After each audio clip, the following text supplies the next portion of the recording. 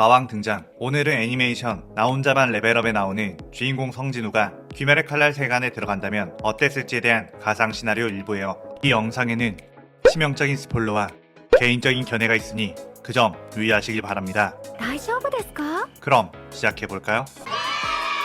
성진우 같은 경우는 한국 웹툰의 대표적 먼치킨 캐릭 중 한 명인데 일본 애니로 제작이 된 쾌거를 누리게 되었죠. 아무래도 완결 기준 성진우는 너무 넘사벽으로 강하다 보니 현재 한참 방영되고 있는 애니메이션 기준 막 X급 헌터의 강함을 가졌을 때의 기준으로 하겠습니다. 이 시나리오는 마왕님이 지 멋대로 쓰는 거라 원작의 설정은 시도 때도 없이 바뀔 수 있고 다소 억지스러운 부분도 있을 수 있다는 점 미리 알려드립니다. 그럼 마왕 시나리오 시작하겠습니다.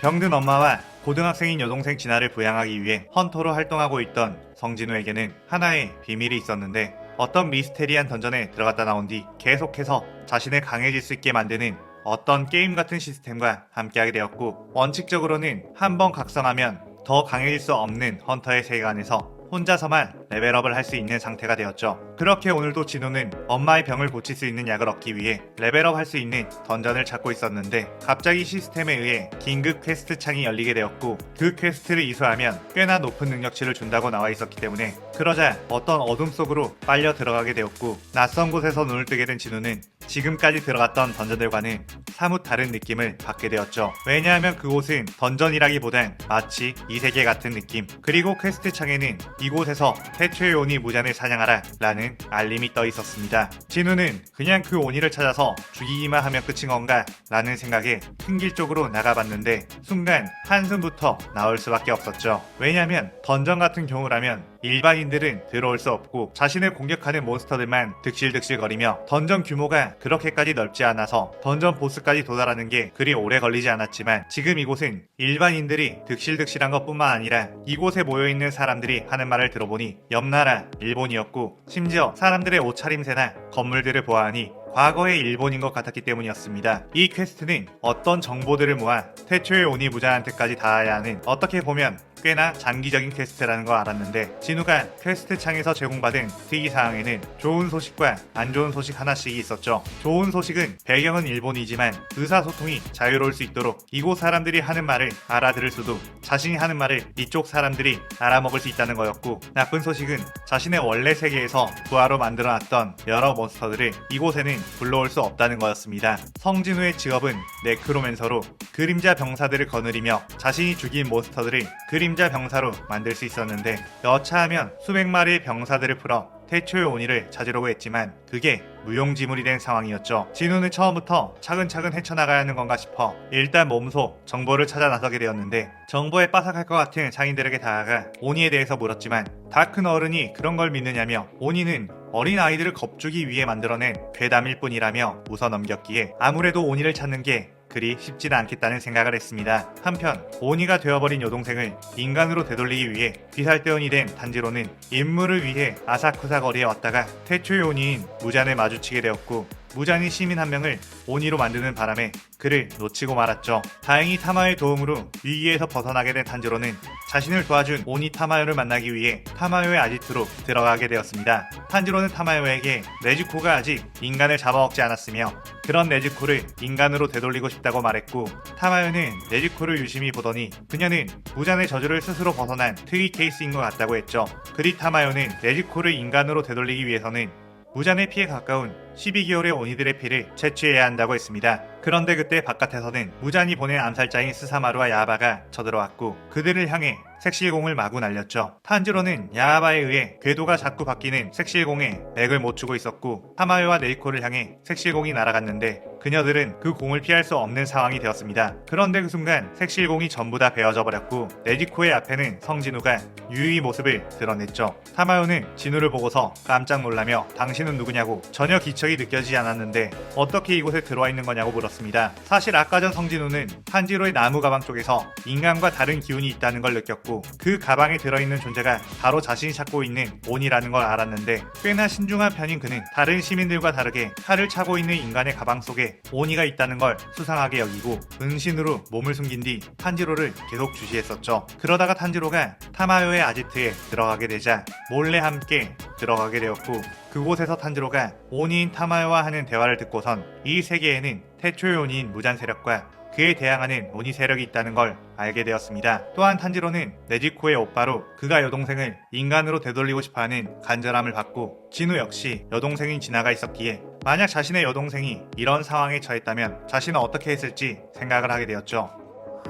그리고 임무에는 태초의 오니인 무잔을 사냥하라는 것만 나와 있었고 모든 오니를 죽이라는 말은 없었기에 그녀를 죽이지 않기로 마음을 먹었습니다. 그러다가 그들이 스사마루와 야하바의 습격을 받자 그들을 도와주기 위해 모습을 드러낸 거였죠. 스사마루는 이 녀석은 또 뭐냐고 성진우에게 공을 던졌는데 그는 빠르게 그 공을 피한 뒤 자신이 가진 단검으로 스사마루를 베어버렸죠. 그때 야하바가 화살표 헬기술을 시전해 성진우의 몸을 날려버리려고 했지만 성진우는 근력만으로 가볍게 그 헬기술을 풀어버렸고 야하바에게도 다가가 목을 베어버렸습니다. 하지만 성진우가 가지고 있던 단검은 일륜도가 아니었기에 곧이어 스사마루의 야하바가 재생했고 탄지로는 성진우에게 오니들은 일륜도로 목을 베어야 한다고 했죠. 하지만 진우는 오니의 재생력에 대해서 알아보고 싶었기에 스사마루와 야하바를 순식간에 수백 조각으로 나누어 버렸습니다. 오니는 아무리 재생 능력이 있다고 하더라도 상현급이 아니고선 몸이 수많은 조각으로 나누어지면 재생 속도가 현저히 느려지기에 사실상 해가 뜰 때까지 원상 복구가 되지 않게 되는 거였죠. 그러자 스사마루는 인간 중에 이렇게 압도적인 실력을 가진 이가 있다는 것에 놀라며 제발 목숨만을 살려달라고 애원했습니다. 그러자 진우는 그런 스사마루를 보고서 어떤 생각이 떠올랐고 그들에게 손을 뻗어 그림자 추출을 지원해봤지만 역시 그들은 아직 죽은 상태가 아니었던지라 그림자 추출이 되지 않았고 탄지로에게 방금 전 일륜도로 베어야 한다고 했느냐고 묻자 탄지로는 주섬주섬 자신의 일륜도를 빌려줬죠. 그의 진우가 일륜도를 들고 쓱쓱 야하바와 스사마루의 목을 베어버리자 그들의 몸은 타들어가듯이 재가 되기 시작했는데 그 순간 일어나라 라고 하며 손을 뻗자 재가 되어 사라지던 그들의 몸이 다시 재생되면서 일어나게 되었습니다. 스사마루와 야하바는 곧바로 진우를 향해 무릎을 꿇었고 타마요는 어떻게 이게 가능한 거냐며 경악할 수밖에 없었죠. 진우가 네지코를 쓱 바라보자 탄지로는 네지코의 앞을 지키며 이 아이는 나쁜 오니가 아니라고 해명을 하려고 했는데 진우는 이미 알고 있다며 개인적인 사정이 있어서 나 역시 무자이란 녀석을 사냥해야 하는데 혼자서 그 녀석을 찾아 죽여버릴 수도 있지만 그렇게 되었을 때 네 여동생을 인간으로 되돌리지 못할 수도 있으니 그런 불상사를 막기 위해 함께 동행하지 않겠냐고 물었습니다. 탄지로는 눈빛은 어딘지 모르게 싸늘해 보이지만 굉장히 다정한 냄새가 나는 사람이라며 그 제안을 승낙했고 타마요 역시 지금까지의 판도를 바꿀 존재가 나타났다는 것에 자신도 최대한 많은 정보를 드리며 협력하겠다고 했죠. 그 뒤 성진우와 탄지로는 12개월의 오니들을 찾아다녔고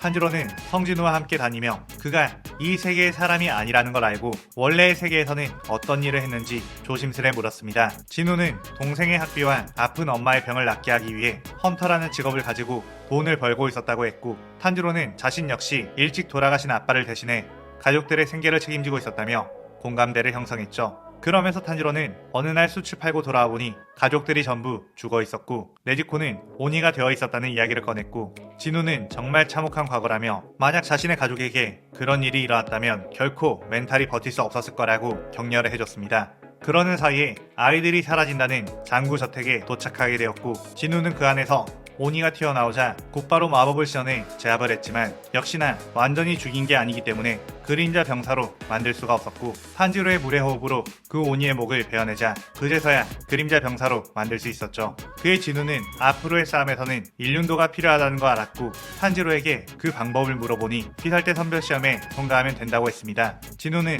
딱히 어떤 조직에 들어가 묶이게 되는 신세가 되는 게 싫어 고민을 했는데 탄지로는 피살대원이 되어도 딱히 제약은 없다고 말했고 확실히 오니와 함께 다니는 걸 봐서는 제약이 없어 보였기에 이 임무가 끝나면 선별시험에 참가해보는 것도 나쁘지 않겠다고 생각했죠. 그 뒤 그들은 그곳에 gat혀있는 아이들을 구출한 뒤 그곳에 있는 터줏대감인 전 하연류 쿄오가이를 마주치게 되었습니다. 탄지로는 쿄오가이를 발견하자마자 뛰어들어 공격을 하려고 했지만 쿄오가이가 장구를 두드려 방을 바꿔버리는 바람에 접근하지 못했고 이후에 날아오는 장벽들을 피해야 하는 상황이 되었죠. 그의 진우는 야하바와 스사마루를 소환했고 이곳에서도 자신의 패시브가 작용을 하는지 알아보려고 했습니다. 스사마루와 야바는 곧바로 혈기술을 이용해 쿄우가이와 싸웠는데 원래 그들의 체급으로는 쿄우가이를 이기지 못하는 게 맞았지만 그림자 병사가 되는 순간 성진우의 마력에 영향을 받기 때문에 그 전보다 훨씬 강해졌고 오히려 둘의 힘은 쿄우가이를 능가했죠. 쿄우가이는 그에 당황하며 방을 바꾸면서 도주를 하려고 했는데 그 순간 성진우가 어느새 뒤로 다가와 있었고 탄지로에게 빌린 일륜도로 쿄우가이의 목을 베어버렸습니다. 성진우는 은신 스킬을 쓴 뒤 쿄우가이 옆으로 가 싸움을 구경하고 있었던 것. 쿄우가이의 몸이 재가 되어가자 성진우는 그림자 추출을 해 쿄우가이를 병사로 만들어버렸죠. 그뒤 성진우는 탄지로의 도움으로 귀살대 선별시험에 참가할 수 있게 되었고 선별시험장에 있는 오니들을 전부 죽여버리면 되는 건가 싶어 자신의 병사인 쿄우가이, 야바, 스사마루 그리고 그동안 잡은 오니들을 소환해 풀어놨는데 자꾸만 시험자들이 그 그림자 병사들에게 덤벼드는 바람에 그들을 소환 해제시키고 직접 뛰어다니며 오니를 잡을 수밖에 없었습니다. 결과는 뻔하게 합격이었고 이후 성진우는 일륜도 제작을 단검 형태로 주문해 받았는데 이 일륜도는 확실히 자신이 원래 쓰던 무기들보다 내구성이 떨어진다는 걸 알았고 일륜도는 오니를 마무리 지을 때만 사용해야겠다는 판단을 했죠. 그뒤 성진우는 탄지로와 다시 합류해 그 다음 목적지인 나타구모산으로 향하게 되었는데 나타구모사에는 수많은 거미오니들이 진을 치고 그들을 기다리고 있었습니다. 이미 많은 귀살대원들이 함정에 빠져 사망한 상태. 탄지로는 곳곳에 오니들의 냄새가 풍겨온다며 긴장했고 진우는 자신의 병사 오니들을 꺼낸 뒤 탐색을 시켰죠.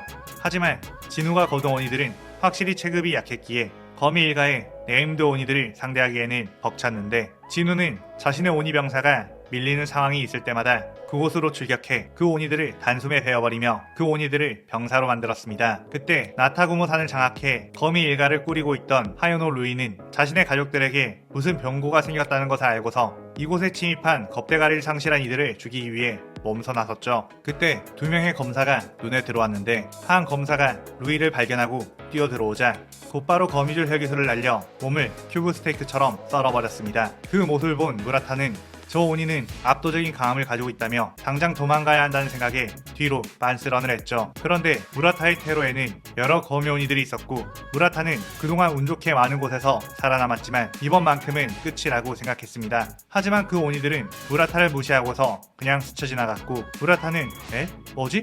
라며 당황했죠. 루이는 자신의 가족들에게 왜 저 검사를 놔주는 거냐고 당장 죽이라고 명령했지만 거미 오니들은 전투 태세를 갖추더니 오히려 루이를 향해 마구 공격을 했습니다. 루이는 설마 반란이라도 일으키려는 거냐며 그들을 공격했고 루이의 체급은 다른 오니들과 비교했을 때 압도적이며 혈기술 자체가 광범위 공격인지라 혼자서 그 오니들을 제압했죠. 하지만 오니의 특성상 재생을 하기에 완전히 죽일 수가 없었고 멀리서 쿄우가의 참격, 스사마루 야바의 색실공 공격 등이 날아와 귀찮게 했습니다. 루이는 그에 당황하며 이게 무슨 상황인가 싶었는데 그 순간 진우가 은신을 풀고 루이의 뒤쪽으로 다가왔고 12개월은 강하다고 들었는데 던전에서 만난 괴물들에 비하면 아무것도 아니구나 라고 했죠. 루이는 순간 싸늘한 살기를 느끼며 진우를 공격했지만 진우는 곧바로 단검을 휘둘러 그 거미줄을 베어내고 루이의 목까지 베어버렸습니다. 루이는 그 동작을 전혀 눈으로 쫓을 수도 없었고 이게 귀살대 죽급의 실력인가 싶었죠. 그뒤 진우는 그림자 추출을 시연해